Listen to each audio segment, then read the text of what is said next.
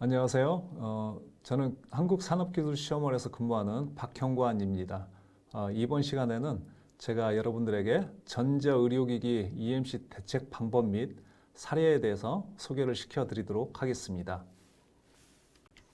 이번 시간에 제가 소개를 시켜드릴 내용으로는요.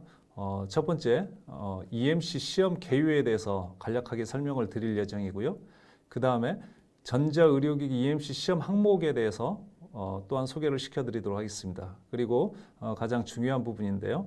전자파 장애 및 전자파 내성에 대한 대책 방법과 사례에 대해서 소개를 시켜드리도록 하겠습니다.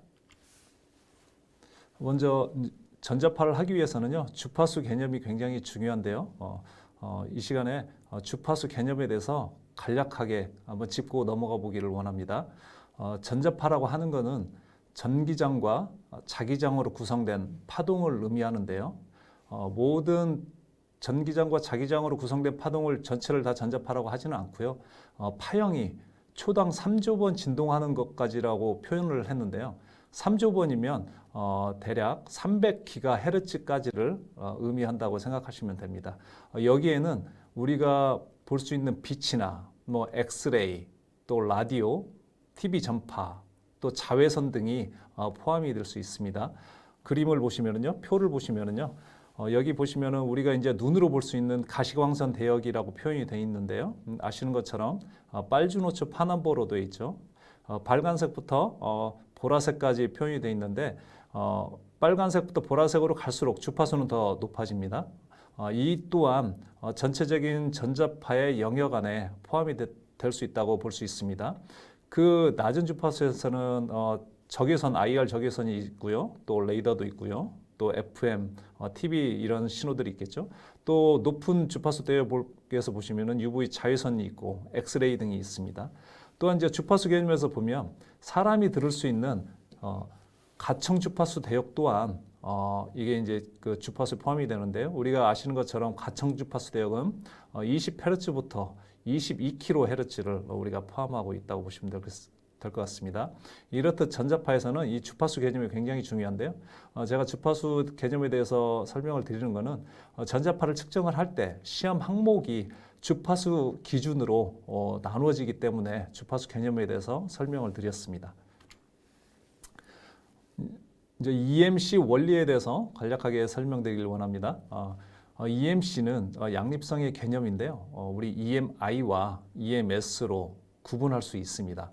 여기 그림에서 보시는 것처럼 하나의 컴퓨터에서 밖으로 빠져나가는 전자파를 우리가 방출이라고 하는데요. 이렇게 어떤 선이라든지 또는 공중으로 빠져나가는 그 전자파를 우리가 EMI, Electromagnetic Interference라고 해서 전자파 방출이라고 표현을 합니다. 또 반대로 이 빠져나간 전자파는 주위에 있는 다른 전자기기에 영향을 미칠 수 있는데요. 이 전자기기는 이러한 특징을 가지고 있어야 됩니다. 주변의 수많은 전자파 환경으로부터 인입되는 그 전자파를 받았을 때 잘 스스로 견딜 수 있는 내성을 가져야 됩니다. 그래서 최초 설계 당시에 얼마만큼 내성이 강한 제품을 설계를 하느냐, 이게 굉장히 중요한데요. 이러한 여부를 평가를 하는 시험 방법을 우리가 전자파 내성, EMS라고 우리가 표현을 합니다. 그래서 방출과 전자파 인입이 됐을 때 내성, 이 두 가지의 개념을 합해서 우리가 EMC라고 하는데요. 다음 페이지에서 용어에 대해서 다시 한번 짚고 넘어가 보도록 하겠습니다. 설명드린 것처럼 EMC라고 하면은요, 양립성을 의미합니다. 그래서 전자파 양립성, 즉 EMI와 EMS를 합성한 개념이라고 보시면 됩니다. 그래서 우리가 통칭적으로 요즘에 이제 EMC라고 하면은 그 안에 EMI와 EMS의 개념이 같이 들어있다, 이렇게 이해를 하시면 좋을 것 같습니다. EMC에는 EMI와 EMS로 나눠져 있고요. 또 각각의 항목에 대해서 시험 항목이 구분이 되어 있습니다. 먼저 EMI, 전자파 장애에 대해서 시험 항목을 살펴보면은요. 첫 번째, 전도 방해 시험이 있고요. 두 번째, 복사 방해 시험이 있습니다. 또한 추가적으로 고조파 전류와 플리커 장애 시험이 추가적으로 있는데요. 현재 이 두 가지 시험은 우리나라에서는 적용하지 않고 오직 유럽으로 수출할 때만 적용하는 시험 항목입니다. 그래서 이번 강의에서는 고주파 전류와 플리커 장애에 대해서는 설명을 생략하도록 하겠습니다. 그래서 전도 방해 시험과 복사 방해 시험에 대해서만 제가 시험 방법과 대책 방법들을 설명을 드리도록 하겠습니다. 두 번째로 전자파 내성에서는요, 정전기 방전, 우리가 이제 ESD라고 하는데요. 정전기 방전 시험이 있고요. 그 다음에 방사성 RF 전자기장 시험이 있습니다. 이거는 복사 방해 시험과 서로 상반되는 시험이라고 보시면 될 것 같습니다. 세 번째, 전기적 빠른 과도 현상에 대한 시험이 있고요. 네 번째, 서지 시험이 있습니다. 그 다음에 다섯 번째, 전도성 RF 전자기장 시험이 있는데 이 시험은 전도 방해 시험과 서로 상반되는 유사한 시험이라고 볼 수 있겠습니다. 또 그 외에 전원 주파수 자기장 시험이 있고요. 또 전압 강화 순간연결 시험이 있습니다. 그래서 전자파 내성 시험에서는 이렇게 총 7가지의 시험 항목이 있습니다. 그런데 오늘은 제가 중점적으로 설명을 드리고 싶은 거는요. 주로 저희가 전자의료기기를 전자파 시험을 할 때 부적합이 많이 나오는 시험 항목들 위주로만 이번 시간에는 설명을 드리도록 하겠습니다. 전자파 장애에서는 주로 전도 방해 시험과 복사 방해 시험이 부적합률이 좀 높고요. 그 다음에 내성에서는 정전기 방전과 방사성 RF 전자기장, 그 다음에 전기적 빠른 과도 현상, 서지, 그 다음에 전도성 RF 전자기장 시험들이 주로 전자파 부적합이 나는 시험 항목들이어서 이 항목들 위주로만 이번 시간에는 설명을 드리도록 하겠습니다. 그러면 이제 지금부터 본격적으로요. 전자파 장애 중에 전도 방해 시험에 대해서 대략적인 개념과 그리고 거기에 대책을 위해서 사용되는 부품들이 어떤 것이 있으며 또 전자파 대책을 어떠한 방법으로 하는지 또한 전자파 대책을 통한 그 사례들이 어떤 것이 있는지에 대해서 한번 설명을 드리도록 하겠습니다. 설명드린 것처럼 전도 방해 시험은 EUT라고 했는데 이건 제품이라고 이해를 하시면 됩니다. 제품에서 발생한 노이즈, 이것은 전자파 잡음이라고 우리는 표현을 합니다. 노이즈가 전원선을 통해서 외부로 방출되는 것을 측정하는 것을 우리가 전도 방해 시험이라고 합니다.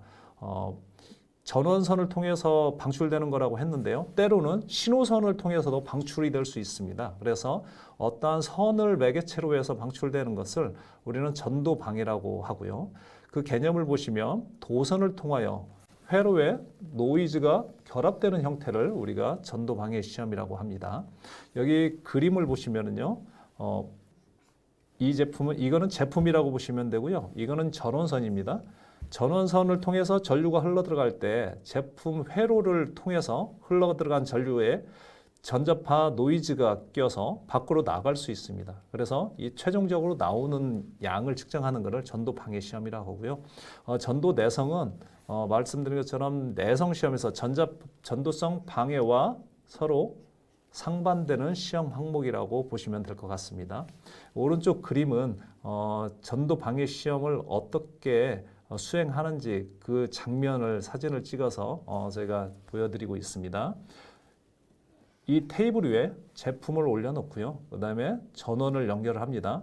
그러면 이 측정 LIS라고 하는 측정 장비에서 전원도 공급하지만 역으로 제품에서 나오는 전자파 잡음을 읽어드려서 BNC 케이블을 통해서 우리 측정 장비로 보내주면 우리 측정 장비의 모니터에서 측정 결과값이 얼마만큼 나오는지를 확인하는 그런 구성이라고 보시면 될 것 같습니다. 측정 단위는 dB 마이크로볼트 전압으로 표현을 하고요. 때로는 상황에 따라서는 전류값인 암페어로도 우리가 표현을 하기도 합니다. 그리고 이제 이 부분이 중요한데요. 측정 주파수 대역은 30MHz 기준으로 해서 그 이하를 우리가 전도 방해 시험을 위해서 커버하는 주파수 범위라고 볼 수 있습니다. 30MHz 이상에서는 우리가 전도가 아니고 복사 방해 시험을 하게 됩니다. 복사 방해 시험은 차후에 계속해서 설명드리도록 하겠습니다. 주로 전도 방해 시험에서의 노이즈의 형태는 차동 모드와 공통 모드 형태의 노이즈로 구분이 됩니다. 각각에 대해서 설명을 드리면요.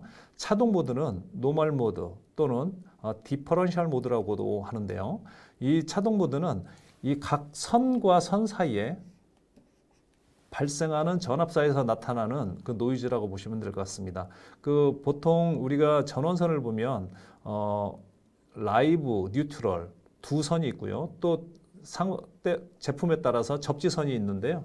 여기서 보시면은 선과 선 사이라고 하면 라이브와 뉴트럴 선을 의미를 합니다. 그래서 이 라이브와 뉴트럴은 우리가 평행하기 때문에 밸런스 그 모드라고도 하고요. 또 대칭을 이루고 있어서 시메트릭 모드라고도 합니다. 또 서로 차이가 있어서 이제 디퍼런셜 모드라고도 이렇게 합니다. 그래서 두 개의 양선에서 전압이 형성이 되면서 그 사이에서 나오는 그런 노이즈를 우리가 차동 모드 노이즈라고 말하고 있습니다. 또한 이제 두 번째로 공통 모드 노이즈인데요. 공통 모드 노이즈는 선과 접지 간에 걸리는 전압이라고 볼 수 있습니다. 이거는 이제 접지고요. 이게 라이브라고 하면은 라이브와 접지 사이에 걸리는 전압, 또한 뉴트럴과 또 접지 사이에 걸리는 이 전압을 우리가 공통 모드 노이즈라고 합니다. 그래서 이거는 서로 이제 불평형이기 때문에 언밸런스 타입이라고 하고요. 그 다음에 비대칭이기 때문에 어시메트릭이라고도 우리가 부르고 있습니다. 이 그 공통 모드 전압 그 노이즈 같은 경우는 대지와 V 용량을 가지고 순환하기 때문에 거리에 따른 감쇄가 굉장히 적습니다. 접지는 쭉 이어지잖아요. 그래서 거리에 따라서 감퇴 정도가 약한데 그 차동 모드인 디퍼런셜 모드 같은 경우는 거리에 따라서 좀 감쇄가 커지는 현상이 좀 있습니다. 그래서 주로 EMC 쪽에서 문제가 되는 노이즈가 대다수가 이 공통 모드 노이즈라고 보시면 됩니다. 주로 전도 방해에 가장 대표적으로 사용하는 그 대책 부품이 EMI 필터라고도 합니다. 주로 이제 노이즈 필터라고도 하는데요. 이러한 필터를 전원 입력단에 추가함으로써 전도 방해의 노이즈를 많이 감소시킬 수 있습니다. 그런데 이 필터 내부 회로를 분해해 보면 이런 형태로 필터가 회로가 구성이 되어 있습니다. 자세히 보시면 여기에 사용되는 부품들을 보시면 캐패시터하고 주로 이러한 코일이 전부 답니다. 또 두 가지 부품으로 구성이 되는데요.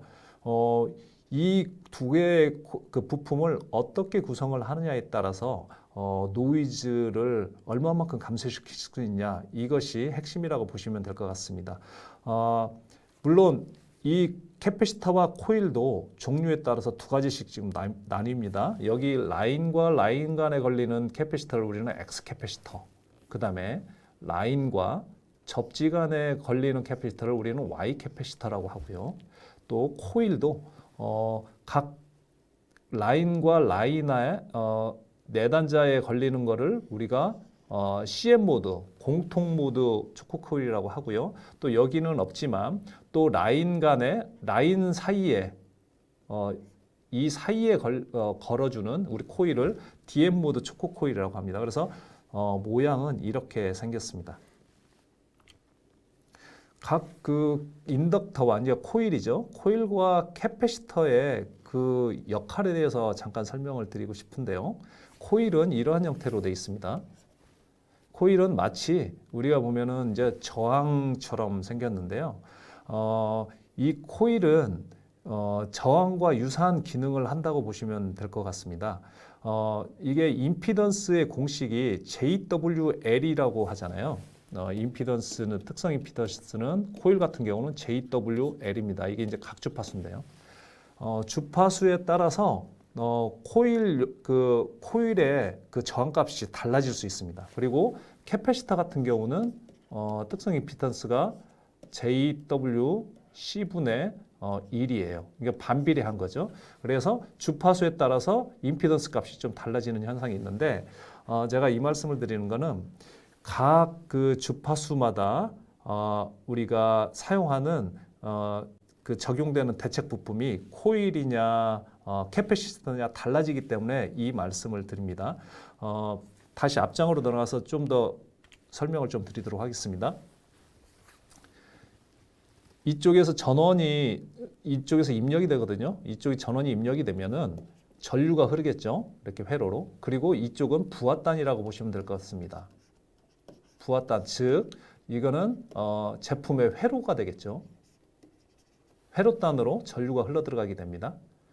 회로를 타고 전류가 흘러 들어가는 전류는 다시 돌아서 루프 형태로 해서 이 라인으로 빠져나가게 됩니다. 이때 전류만 빠져나가는 게 아니고 노이즈를 같이 가지고 빠져나갑니다. 그런데 캐패시터는 바이패스의 역할을 합니다. 그래서 빠져나가는 전류가 이쪽으로 가는 전류보다 이쪽으로 가는 전류를 훨씬 크게 만들어줍니다. 그래서 빠져나가는 전류와 노이즈를 이쪽으로 빼주기 때문에 노이즈가 밖으로 빠져나가는 것을 방지하는 그런 역할을 합니다. 그렇다고 해서 100% 이쪽으로 빠져나가느냐? 그것이 아니겠죠. 일부는 또 이쪽으로 빠져나갑니다. 그러면 이 빠져나간 노이즈는 그 다음에 코일을 거치게 되는 거죠. 코일을 거치게 되면 코일은 전류 성분을 막아주는 그런 역할을 합니다. 그래서 여기서 그나마 빠져나온 노이즈를 여기서 또 막아주죠. 그리고 그럼에도 불구하고 다시 빠져나온 노이즈가 또 이 캐패시터를 만나서 또 접지 쪽으로 또 빼주는 거죠. 그럼에도 불구하고 또 빠져나간 노이즈는 다시 X캡을 만나서 이쪽으로 또 빼주는 거죠.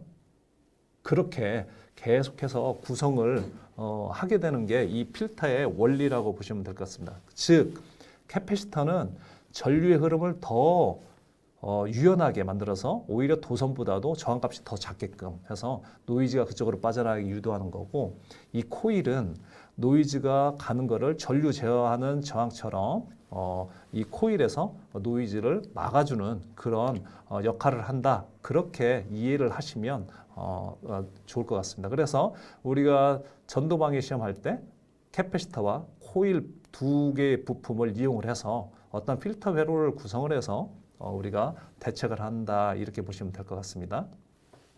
우리 이제 공통 모드 노이즈의 이제 임피던스가 왜 감소해야 되는지 그 부분을 이제 설명드리고 싶은데요. 이게 일반적인 이제 노이즈라고 보시면 결국은 얼마만큼 이렇게 낮추느냐, 이게 이제 결국은 측정 값에서 노이즈를 낮추는 그런 결과를 가져오게 되는데요. 여기서 이제 수식까지는 제가 설명드리기는 복잡하니까요. 간단하게 말씀을 드리면 어떤 특정 주파수에 따라서 코일이 사용되는 경우에도 있고 또 Y캡이 사용되는 그러한 특징이 있습니다. 그래서 어떠한 주파수에서 어떠한 부품들이 잘 효과적으로 대책이 유용한지 그 부분을 설명드리고 싶고요. 특히 이제 CM 코일 같은 경우는 주로 용량이 수 미리 헬리부터 수십 미리 헬리 값의 그런 특징을 가지고 있습니다. 그리고 또 Y캡 같은 경우는 어떤 특정 공진 주파수, 이게 떨어지는 주파수를 우리 공진 주파수라고 하는데요. 이 공진 주파수 대역 이후에 높은 주파수 대역에서의 임피던스 감소 효과를 합니다. 그래서 일반적으로 CM 모드 초코 코일보다 Y캡의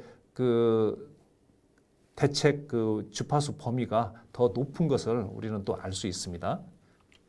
그 다음에 차동 모드 노이즈 임피던스인데요. 이거는 이제 디퍼런셜 모드라고 하죠. 그래서 이거는 선과 선에 걸리는 노이즈를 감소시키는 그러한 목적으로 사용이 되는데요. 거기에 사용되는 줄 부품이 X 캐패시터가 주로 사용이 됩니다. 그리고 또 코일도 있는데요. CM 코일이 아닌 DM 코일을 같이 사용을 합니다. 그래서 여러분들 많이 들어보셨을 것 같아요. 필터를 구성할 때 LC 필터, 또 RC 필터 많이 들어보셨죠? LC 필터. 그러면 이거는 L과 C를 구성해서 필터를 구성을 한다, 이렇게 보시면 될 것 같습니다. 근데 L과 C의 용량은 굉장히 다양하잖아요. 그래서 이 L과 C의 용량을 어떻게 구성하느냐에 따라서 그 필터 회로의 임피던스가 달라지고, 그래서 그 각 제품이 가지고 있는 어떤 특성 임피던스가 다 다를 건데요. 거기에 맞게끔 최적의 조합을 찾아냈을 때 필터로서의 효과를 굉장히 크게 발휘할 수 있다. 이렇게 보시면 될 것 같습니다. 또 여기서 DM 모드 초콜 코일의 용량은 아까 CM 모드는 미리 헨리였는데 여기는 마이크로 헨리의 값을 가지고 있습니다. 그래서 DM 모드 DM 모드 그러니까는 우리가 DM 모드 X캡 그다음에 CM 모드 Y캡 이렇게 조합을 해서 우리가 각 주파수별로 우리가 적정한 필터 배럴을 구성을 할 때 전도 방해 대책에 굉장히 효과를 발휘할 수 있다. 이렇게 볼 수가 있을 것 같습니다. 이거는 이제 이 한 장으로 설명이 어느 정도 가능할 것 같아요. 그래서 이 그래프가 처음에 설명드린 것처럼 전도 방해 주파수 범위입니다. 150kHz부터 시작을 해서 30MHz까지 우리가 전도 방해 시험 측정 주파수 대역을 선정해서 측정을 하고 있는데요. 각 이 측정 주파수 대역을 세 영역으로 나눠보면 이렇게 나눌 수 있습니다. 그래서 제일 낮은 주파수 대역, 그 다음에 중간 주파수 대역, 그 다음에 높은 주파수 대역으로 이렇게 나눌 수 있어요. 그런데 제일 낮은 주파수 대역은 말씀드린 것처럼 X 캐패시터와 DM 모드 초크 코일을 사용을 해서 조합을 할 때 가장 효과적으로 대책을 할 수 있습니다. 아까 전에 제가 잠깐 설명드린 것처럼 우리 한번 임피던스 특성 식을 한번 봐볼까요? 임피던스 C 같은 경우는 JWC분의 1이고 그 다음에 코일 같은 경우는 JWL입니다. 이게 보시면은 이게 이제 주파수에 관련된 거잖아요. 주파수가 커질수록 C 같은 경우는 임피던스는 작아지겠죠. 결국은 임피던스가 작아진다라는 거는 대책이 노이즈 감소가 적어진다는 얘기거든요.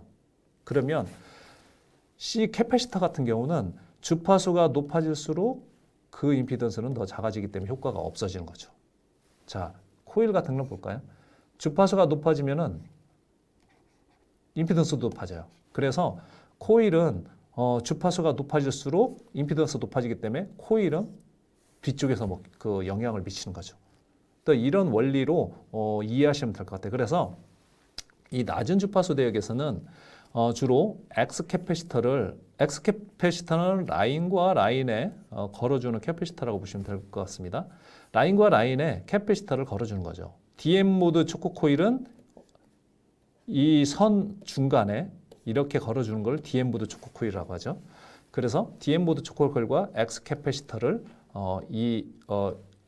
앞단을 대책하기 위해서 회로를 구성해서 적용을 할 때 효과가 있고요. 그 중간 주파수 대역은 이제 CM 모드 초크 코일. CM 모드 초크 코일은 이렇게 돼 있죠. 이렇게 네 단자로 이렇게 구성이 됐습니다. 이렇게 돼 있는 게 CM 모드 초크 코일이거든요. 이건 DM 모드는 선이 두 단자만 있고요. CM 모드 초크 코일을 걸어서 이 중간 주파수 대역을 커버할 수 있습니다. 그 다음에 이제 Y 캐패시터는 X 캡하고 세라믹 캐패시터라고 좀 차이가 다릅니다. 그래서 이 Y 캡은 아까 CM 모드 공통 모드 노이즈를 잡아주는데 효과적인 그 캐패시터입니다. 그래서 이 세라믹 캐패시터 Y 캐패시터는 주로 CM 모드 초크 코일 범위를 넘어서서 높은 주파수 대역을 대책을 할 때 이렇게 쓰고요. 이 페라이트 코어는 실제 전도 방해가 아니고 복사 방해 시험할 때 주로 대책하는 부품인데 물론 전도 방해 시험의 기준이 30메가까지지만 30메가 이전이라고 해서 모든 노이즈가 도선을 통해서만 나오지는 않겠죠. 30메가 이전임에도 불구하고 봉중으로 복사되는 노이즈도 있습니다. 물론 역으로 30메가 이후에서도 복사만 되는 건 아니고 선을 통해서 방출되는 그 상황도 생기는 거거든요. 그래서 이 높은 주파수 대역에서는 페라이트 코어를 대책을 해서 이 방법을 효과적으로 노이즈를 줄일 수 있다 이렇게 보시면 될 것 같습니다. 그래서 이 전체적인 거를 커버하는 것이 여러분 설명드린 것처럼 EMI 필터다 이렇게 보시면 될 것 같습니다.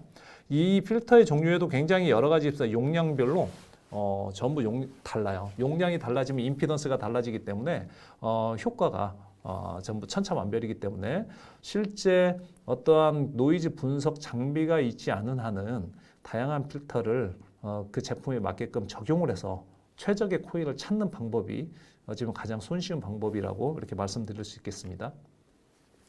전도 방해를 한번 대책한 사례를 한번 설명을 드리도록 하겠습니다.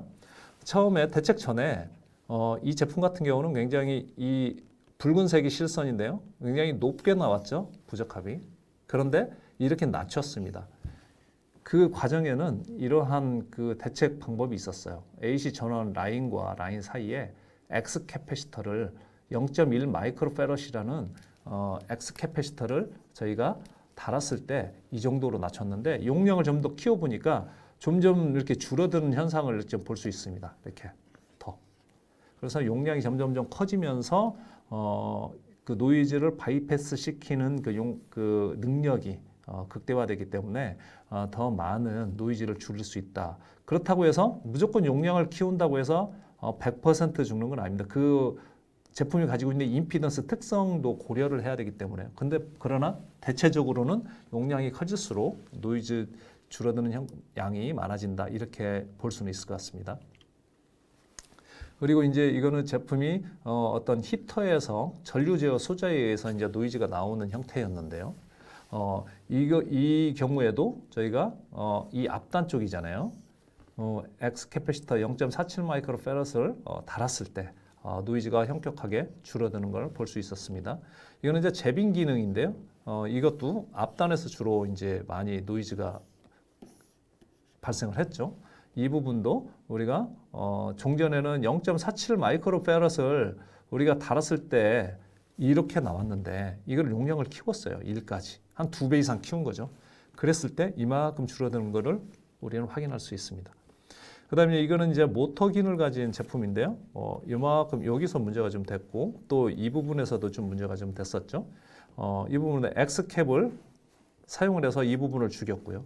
그 다음에 Y캡을 사용해서 이 뒷단을 좀 죽였다 이렇게 보시면 될 것 같습니다. 이것도 이제 같은 모터 기능인데요. 이거는 이제 중간 주파수 대역에서 이제 노이즈가 많이 나왔어요. 근데 말씀드린 것처럼 중간 대역은 주로 이제 시험보드 초크 코일. 그래서 10mm 헬리를 저희가 적용했을 때 이만큼 이렇게 죽는 것을 우리가 지금 확인할 수 있습니다. 이거는 이제 UV 램프 안정기를 가진 어떤 의료기기 제품인데요. 보통 의료기기 제품의 소독기나 이런 것처럼 그 UV 램프 안정기를 가지고 있는 제품들이 종종 있습니다. 이 안정기도 스위칭 파워 서플라이 기능이 있기 때문에 그 안에서 스위칭 노이즈가 많이 발생을 해요. 근데 이 제품도 보시면은 이 앞대역이 이렇게 높죠. 근데 이만큼 줄었습니다. 그래서 여기에 이제 앞대역은 우리가 X캡 또는 DM 모드 초크 코일 이렇게 사용한다고 그랬잖아요. 근데 어떠한 경우는 X캡을 써도 되지 않는 경우들이 있어요. 그랬을 때는 제가 이제 DM 모드 초크 코일도 한번 병행해서 사용을 해봅니다. 그래서 이 제품 같은 경우는 DM 모드 초크 코일을 썼을 때 기존에 22 마이크로 헬리가 있었던 걸 한 5배 정도 키운 거죠. 그랬더니 이만큼 떨어져서 합격으로 나간 제품이라고 보시면 될 것 같습니다. 이거는 히터나 모터 기능을 동시에 가지고 있는 제품이에요. 이 앞대역과 뒷대역이 상당히 많은데 이거 같은 경우는 저희가 대책을 이제 CM 모드 이 중간 대역을 죽였어요. CM 모드를 써서 30mm 헬리. 그 다음에 이 뒷대역은 이쪽에 X캡을 써가지고 죽였고요. 근데 이런 경우는 좀 특이한데요. CM 모드 초크 코일을 썼을 때 앞대역까지 같이 영향을 미치는 그런 현상이 있었습니다. 그래서 굳이 X캡이나 DM 모드 초크 코일을 쓰지 않고도 개선이 됐던 그런 사례입니다. 가급적이면은 부품 하나하나가 원가에 영향을 미치기 때문에 최소한의 부품으로 효과를 내는 것이 가장 중요하죠. 그래서 그 부품을 사용하지 않고도 줄일 수 있다고 하면 그 방법이 가장 좋은 방법이라고 볼 수 있을 것 같습니다. 이제 그 다음에 EMI 중에서요, 복사 방해 시험에 대해서 설명을 드리도록 하겠습니다. 복사 방해는 전도 방해와는 달리 케이블이 아니고 공간상으로 방출되는 그런 현상이고 그걸 측정하는 것을 우리가 복사 방해 시험이라고 하고 있습니다. 복사방해 시험 같은 경우는 여기 그림에서 보는 것처럼 케이블이나 또는 제품에나 이 공중으로 케이블이 아닌 공중으로 직접 방사하는 거. 그리고 전원선도 있고요. 또 신호선도 있고요. 공중으로 방사되는 직접 방사하는 것을 복사 방출이라고 합니다. 이게 반대로 우리 데칼코마니처럼 복사성 내성이라고 하는데요. 내성은 오히려 공중에서 실제 제품으로도 들어가고 케이블로 들어가고 그랬을 때 이게 얼마만큼 내성을 가지고 있느냐라고 측정하는 게 복사 내성입니다. 이 그림을 한번 보실까요? 이거는 실제 챔버에서 복사 방출을 측정하는 시험 장면입니다. 제품을 여기다 올려놓고요. 일정한 거리 떨어진 데서 안테나로 여기서 나오는 전자파를 읽어드려요. 안테나로. 그리고 읽어드리는 안테나를 여기에 보이지는 않지만 BAC 케이블을 통해서 장비로 보내주면 장비에서 우리가 어떻게 나오는지 결과를 볼 수 있는 그런 시험이라고 볼 수 있을 겁니다.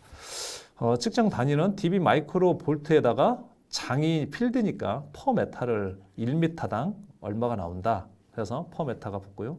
또는 이제 전류로 할 때는 암페어 퍼 메타라고 표시할 수 있습니다. 측정 주파수 대역은 높은 주파수 대역이에요. 이건 이제 9kH라고 표현했는데 아까 전에 그 전도가 30MHz잖아요. 근데 여기 이제 9kH라고 표현한 거는 대부분은 30MHz 이후에서 측정을 하는데 일부 앞에 주파수 대역은 자기장 특성이 강해서 이렇게 루프 안테나와 같이 자기장으로 측정하기 때문에 토탈 주파수를 정하는데 일반적으로는 30MHz 이후부터 대부분 측정한다 이렇게 보시면 될 것 같습니다. 이거는 측정 이제 시험실입니다. 이게 이제 3m 챔버도 있고 10m 챔버도 있고 그런데요. 제품이 작은 것들은 3m에서 측정해도 무방하지만 제품 사이즈가 크면 3m로 측정을 할 때는 파필드 영역이라고 어떤 일정하게 나오는 그 영역을 벗어나기 때문에 더 큰 시험장을 규격에서는 요구하고 있습니다. 그래서 대부분의 시험소에서 3m뿐만이 아니고 10m 챔버를 같이 보유를 하고 있는데요. 저희 KTL에서도 저희 원주에 10m 챔버를 보유를 하고 있습니다. 그리고 이제 시험장을 저희가 규격 그 시험소로 사용하기 위해서는 시험장이 이게 그 스펙이 기준에 들어오는지를 평가를 해야 됩니다. 그래서 저희가 시험장을 지어놓고 이렇게 이러한 NSA라고 하는데요. 이러한 시험장 평가를 통해서 기준 시험소로서 적합한지 사전에 검토를 하고 이상이 없으면 기준 시험소로 측정 시험소로 사용을 합니다. 이걸 매년 저희가 1년에 한 번씩 반복을 해요. 그렇기 때문에 시험장의 품질은 굉장히 높이 가져가고 있다 이렇게 보시면 될 것 같습니다. 복사 방해에서도 차동 모드와 공통 모드 공통 모드 노이즈가 같이 있습니다. 그 전자파는 대부분 이 두 가지 부류에서 벗어나지를 못해요. 그래서 복사 방해에서도 차동 모드 방사와 공통 모드 방사를 우리가 구분할 필요가 있는데요. 왜 이런 구분이 필요하냐면 이 적용되는 대책을 하기 위해서 적용되는 부품이 달라지기 때문에 어떠한 노이즈인지를 구분을 해야 됩니다. 그런데 우리가 육안으로는 전자파가 보이지 않기 때문에 이 부품, 차동 모드에 관련된 부품, 또 공통 모드에 관련된 부품들을 각각 따로 사용하는 방법밖에는 없어요. 이거를 분석하는 장비가 있지 않는 이상은 우리는 그냥 좀 힘들더라도 각각 하나씩 부품을 적용해 가면서 최적의 부품을 찾는 그런 방법밖에는 없다. 다만 이러한 원리를 알고 대책을 할 때 훨씬 대책하는 시간이 빨라질 수 있기 때문에 이런 원리를 설명을 드리는 겁니다. 먼저 차동 모드에 대해서 설명을 드리면요. 이 차동 모드는 300메가 이상의 주파수 대역에서 주로 발생합니다. 그러니까 높은 주파수 대역에서 발생해요. 그래서 그래프를 보시고 어느 주파수를 이제 300메가를 기점으로 해서 이 주파수에서 이제 기준치가 여기에요. 여기서 높게 나온다. 그러면 이거는 주로 차동 모드 노이즈구나라고 대충 감을 잡으시고 대책을 들어가시면 좋을 것 같아요.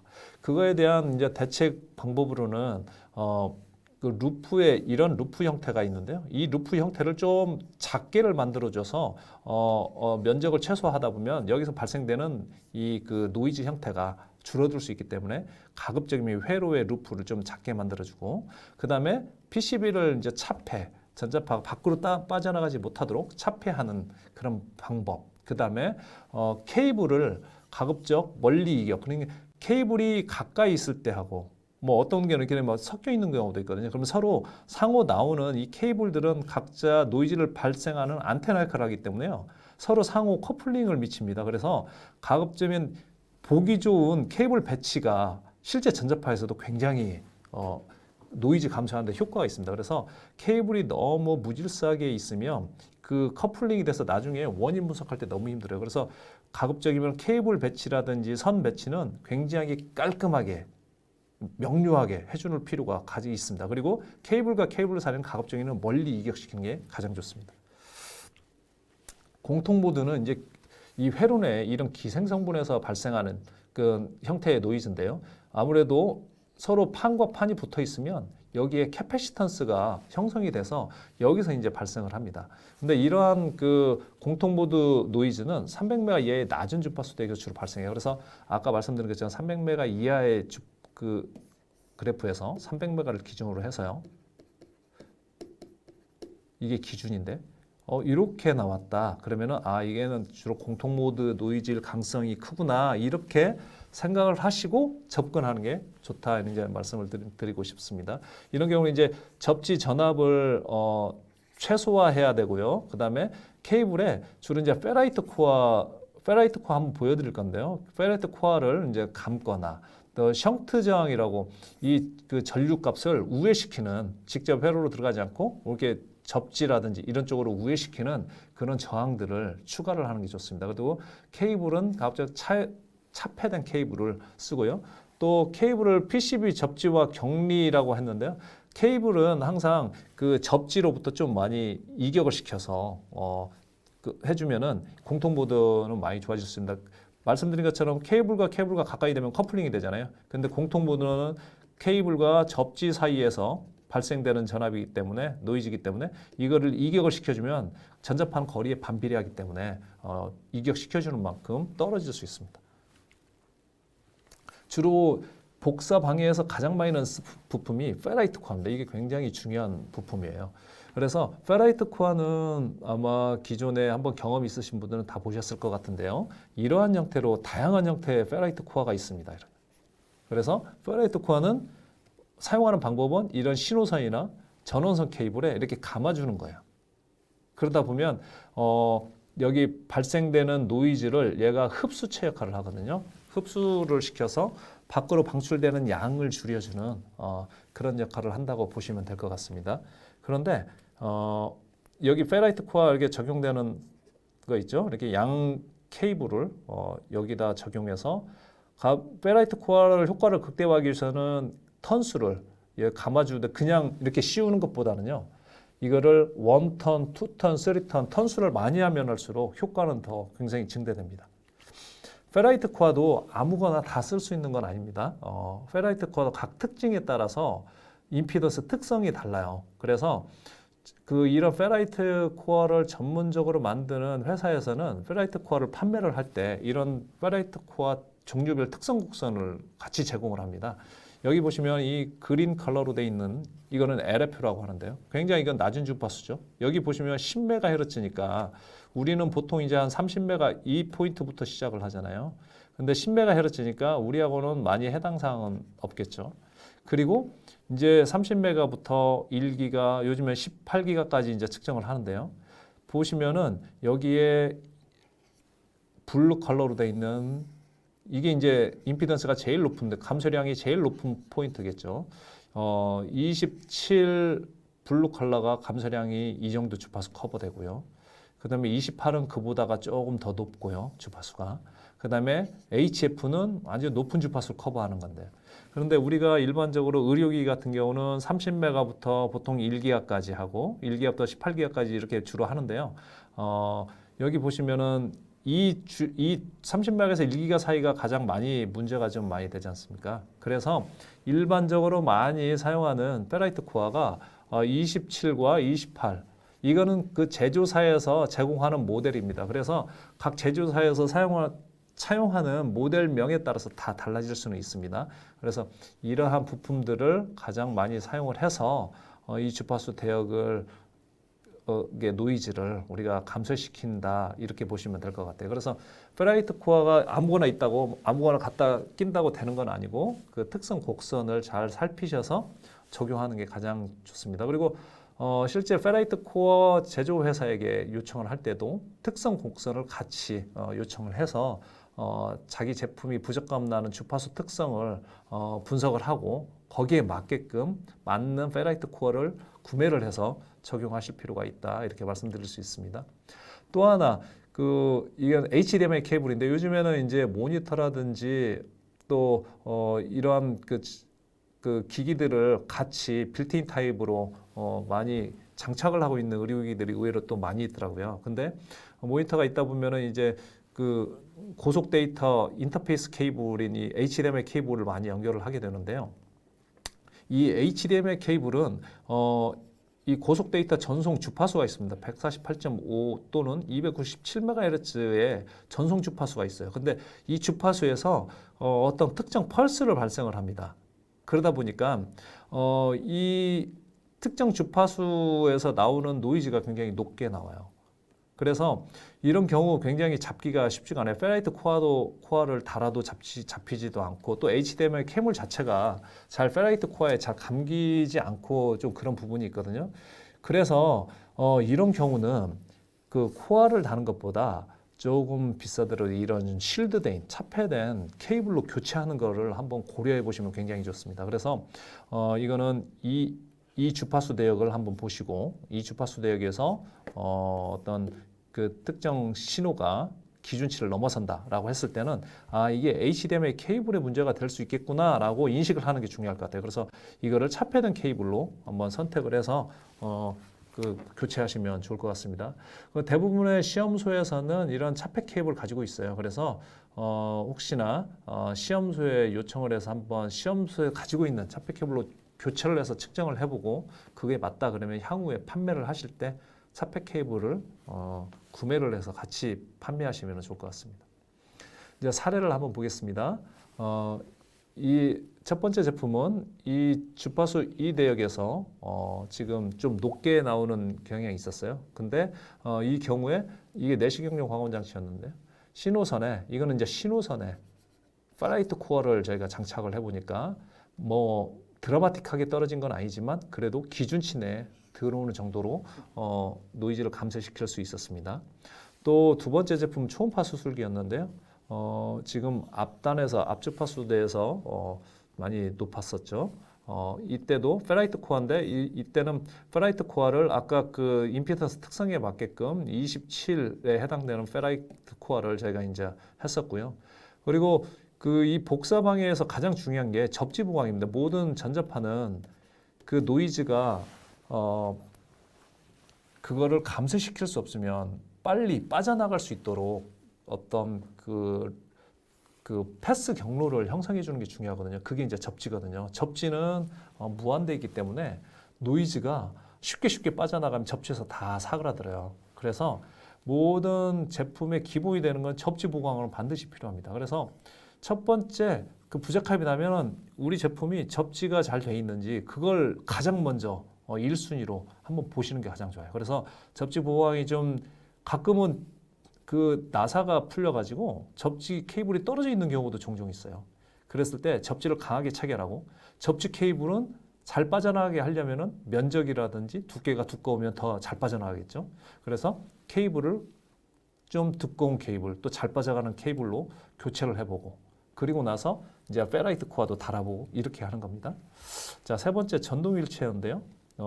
이 부분에서 좀 높게 나왔죠.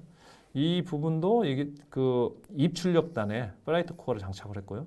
그 다음에 이 제품 같은 전동 휠체어는 충전용 어댑터의 출력 케이블에 또 페라이트 코어를 장착하는 게 어댑터에서 나오는 노이즈와 또 실제 전동 휠체어로 또 연결되는 그 케이블에서 두 곳에서 나와가지고 각각 페라이트 코어를 그 주파수에 맞는 페라이트 코어를 달아줬을 때 전체적으로 많이 떨어졌는데 이 특정 그 파이어 같은 경우는 저희가 감소는 됐지만 그래도 좀 많이 드라마틱하게 떨어지지는 않았지만 그럼에도 또 합격선은 유지를 했다라는 거 참고하시기 바랍니다.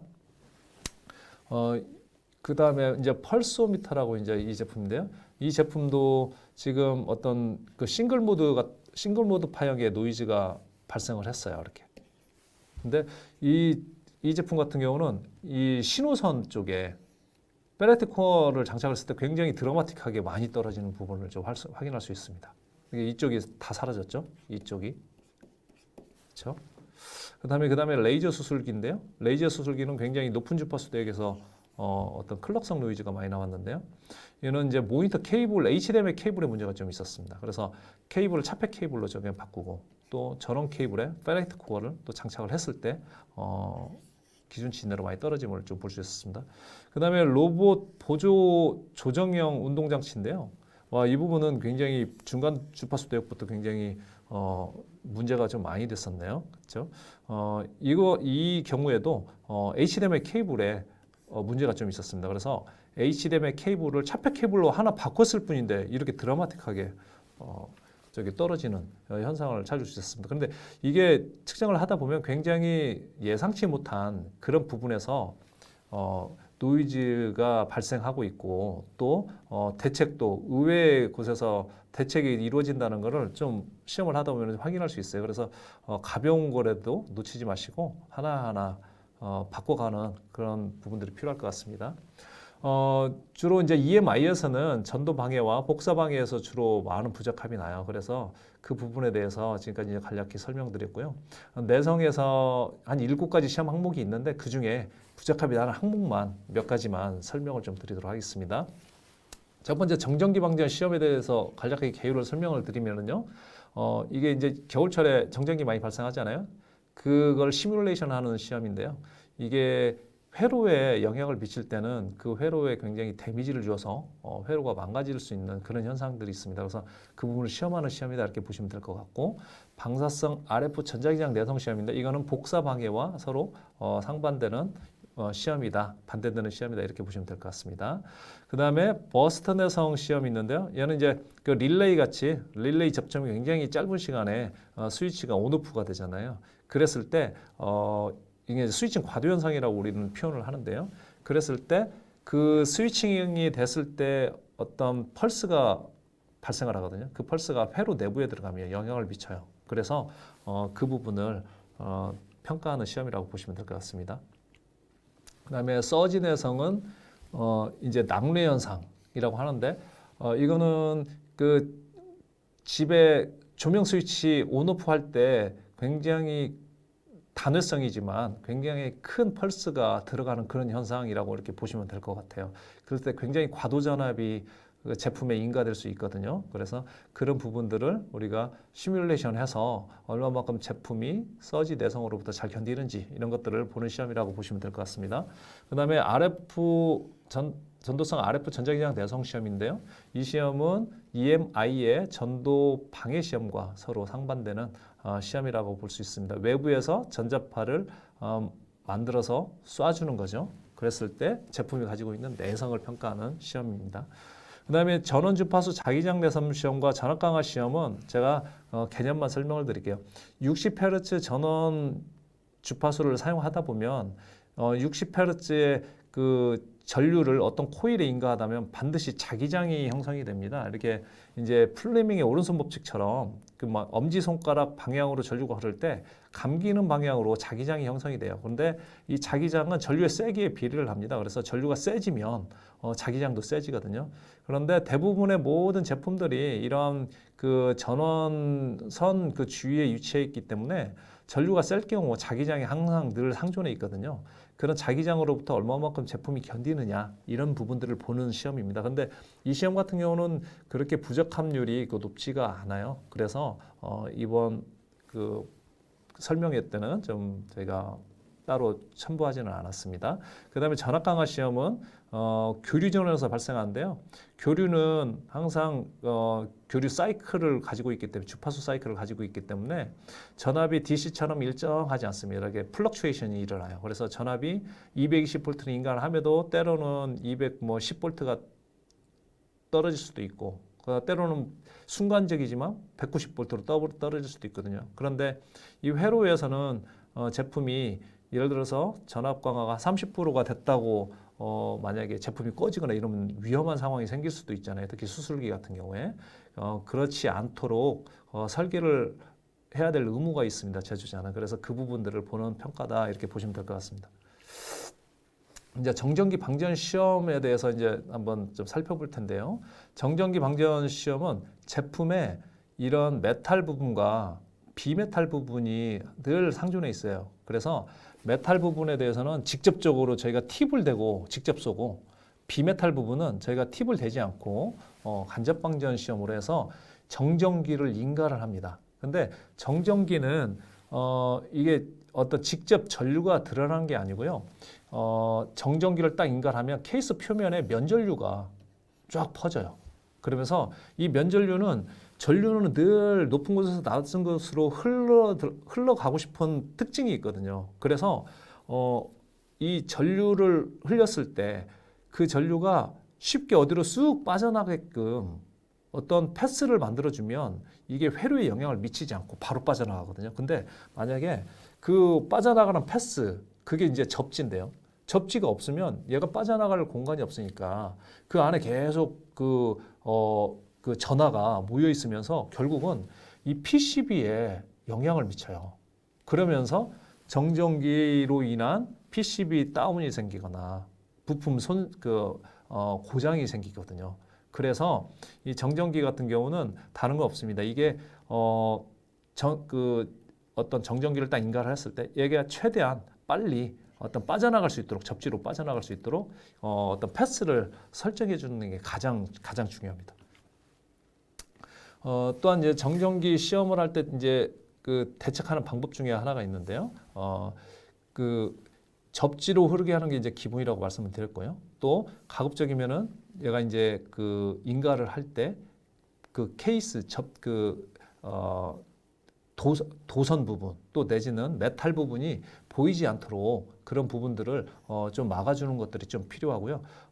케이스 사이에 이제 침투되지 않도록 차폐, 뭐 어떤 전도성, 뭐 도료 물질 이런 걸로 좀 들어가지 못하도록 좀 막아주는 게 가장 좋습니다. 그 중에 가장 이제 효과적으로 볼 수 있는 게 이제 TBS 다이오드 베리스타를 이용한 ES 대책이라고 하는데 이제 전압 클램핑 소자입니다. 이게 이제 바리스터, 제너 다이오드, TBS 이 클램핑 소자인데 이거는 클램핑 소자는 회로 내에서 전압이 어느 일정 올라가지 못하도록 막아주는 그런 소자예요. 그래서 전압이 올라가면 올라갈수록 전류 크기는 세지죠. 비례하니까. 그러면은 그만큼 회로에 영향을 미치는 부분이 많아져요. 그래서 이 클램핑 소를 이렇게 사용하게 되면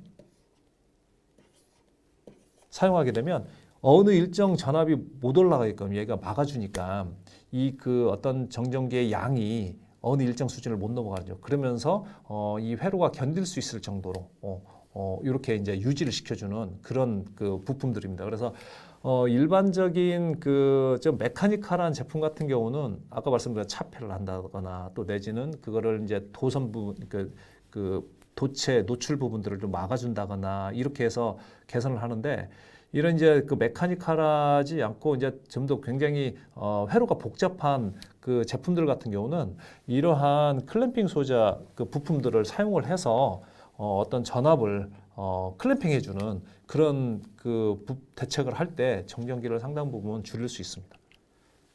한번 대책 방법에 대해서 한번 볼까요? 이건 초음파 영상 진단 장치인데요. 이게 이제 접촉 방전을 저희가 이제 인가를 했을 때 제품이 딱 멈추는 현상이 있었어요. 그래서 얘 같은 경우는 계속 이 접촉 방전에 이게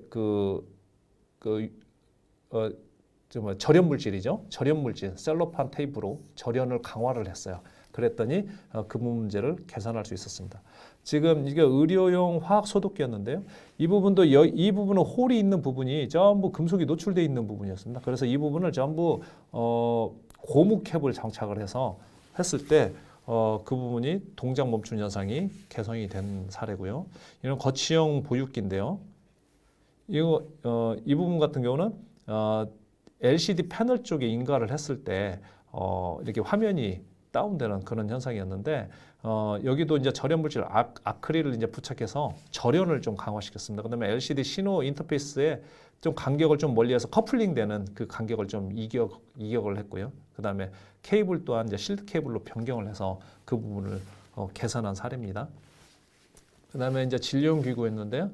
디스플레이 꺼짐 현상이 생겼어요. 그래서 이거 같은 경우 말씀드린 클램핑 소자를 장착을 해가지고 그 꺼짐 현상을 방지한 사례라고 볼 수가 있습니다. 그다음에 헬스케어 기구인데요. 얘도 이제 차폐 케이블로 이제 교체를 제가 했고요. 그다음에 페라이트 코어도 어떤 그 정전기를 인가를 할 때 꼭 제품에만 인가를 하는 게 아니고 신호선이나 전원선에도 인가를 하거든요. 그래서 페라이트 코어를 인가를 해서 그 어떤 정전기 성분이 인가되는 부분들을 얘가 약간 필터링 해주는 그런 효과를 발생을 시켜서 그 부분을 개선을 한 사례입니다. 그 다음에 이건 다기능 측정기인데 이 부분도 이게 이제 그 나사 금속 나사가 노출이 되어 있는 부분을 고무캡을 씌워가지고 스펀지로 씌워서 이 부분에 직접 정전기가 인가되지 못하도록 이게 이제 이런 작업을 하는 이유는 그겁니다. 이게 사람이 손으로 만지면서 정전기가 주로 발생을 하거든요. 사람 손을 통해서 전하가 이쪽으로 유출되면서 그러면은 사람이 손으로 만져도 직접 정전기가 방전되지 않도록 이분 절연 물질로 막아주는 그런 작업입니다. 결국은 금속에 직접 닿지 않고 절연 물질을 통해서 닿았을 때 훨씬 이게 어떤 막아주는 효과가 크다 이렇게 볼 수 있을 것 같습니다. 그다음에 이제 버스트하고 서지 내성인데요.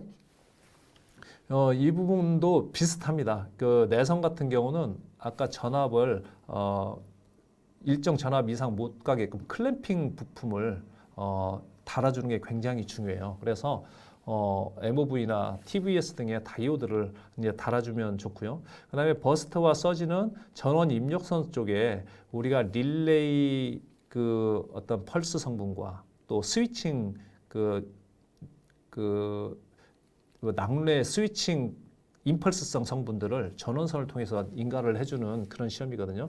그래서 EMI와 마찬가지로 그 안에 코일이라든지 뭐 페라이트 코어를 전원선 쪽에 입력을 할 때 외부에서 들어가는 그런 노이즈가 이런 부품들을 통해서 일정 부분 막아주는 그런 효과가 있습니다. 그래서 EMI를 우리 전도 방해할 때 못 나오게끔 막아주는 것처럼 이것도 밖에서 들어가는 것을 막아주는 그런 효과가 있기 때문에 이 방법도 유용하다 이렇게 보시면 될 것 같습니다. 예, 버스트 대책 사례인데요. 이 부분도 이제 그 의료용 카메라였는데요. 그 디스플레이 장치, 화면 장치가 정지되는 현상이 발생을 했어요. 그래서 이거 같은 경우에 HDMI 그 커넥터 케이블의 접지를 강화를 했고요. 그 다음에 페라이트 코어를 3턴, 3번 감아줬다는 얘기죠. 이렇게 3번 감아줘서 외부에서 들어가는 노이즈를 많이 감소시켜서 이 부분을 개선을 했습니다. 헬스케어 기기인데요. 이 부분도 전원선 페라이트 코어 추가, 그 다음에 접지를 강화, 그렇죠? 그 다음에 UX 커넥터와 단자와 또 접지 강화. 그래서 외부에서 발생한 노이즈가 제품 내부 회로로 들어가지 않고 바로 접지로 빠져나갈 수 있도록 그렇게 강화시켜서 대책을 한 사례입니다. 레이저 수술기인데요. 이 부분도 이제 LCD와 CPU 사이에 페라이트 코어를 이제 추가를 했었고요. 그 다음에 이거는 SMPS에 또 페라이트 코어를 추가했네요. 그리고 이거는 또 USB와 CPU 사이 페라이트로만 다 개선을 했던 그런 사례입니다. 그 다음에 서지를 볼까요? 서지는 가장 그 유용한 부품이 MOV라고 바리스타입니다. 이게 서지 바리스타, 서지 또는 서지 어레스터라고도 하는데요. 제품 양단에 또 제품과 이게 이제 서지 어레스터, 약간 세라믹 캐피스타하고 비슷한데요. 그 완전히 종류는 다릅니다. 제품 라인 투 라인 간에도 달 수도 있고요. 이게 라인과 라인 투에도 어레스터를 달 수 있고요. 라인과 접지 이렇게도 어레스터를 달 수 있습니다. 왜 그러냐면 서지는 라인 간에도 인가를 하지만 이 라인과 접지 간에도 인가를 하거든요. 그랬을 때 가장 많이 효과를 믿는 게 서리 바리스타입니다. 그래서 바리스타도 용량이 많이 천차만별이에요. 그래서 제품의 특성에 맞게끔 용량을 선정을 해서 바리스타를 달아줄 때 많은 개선을 이룰 수 있습니다. 그 외에도 심전기에도 있고 직류 전원 장치, 스팀 해빙기, 앰프 스피커 등이 있는데요. 대부분 대책 사례는 앞전에 설명드린 내용들하고 좀 비슷하다고 보시면 될 것 같습니다. 이제 마지막으로 방사내성 시험에 대해서 이제 설명을 드릴 텐데요. 방사내성은 주파수 대역이 이제 6기가까지 측정을 합니다. 이게 이제 복사 방해와 비슷한 유사한 시험인데요. 지금 이제 방사내성은 차폐를 시키는 게 가장 중요한데 이 전기장 차폐와 자기장 차폐가 있습니다. 그런데 전기장은 대부분 웬만한 메탈이나 금속 케이스, 금속으로 대부분 차폐가 돼요. 이게 전자파가 웬만한 물질은 다 투과를 하는데 금속 재질은 투과를 못하는 그런 특성이 있습니다. 근데 이 자기장 차폐가 이제 문제입니다. 자기장 차폐 같은 경우는 웬만한 금속도 차폐가 안 돼요. 그래서 여기서는 굉장히 중요한 고투자율 금속 케이스를 사용을 해야 됩니다. 근데 고투자율, 그러니까 투자율이 높은 것, 자기장이 잘 투과되는 그러한 그 케이스인데요.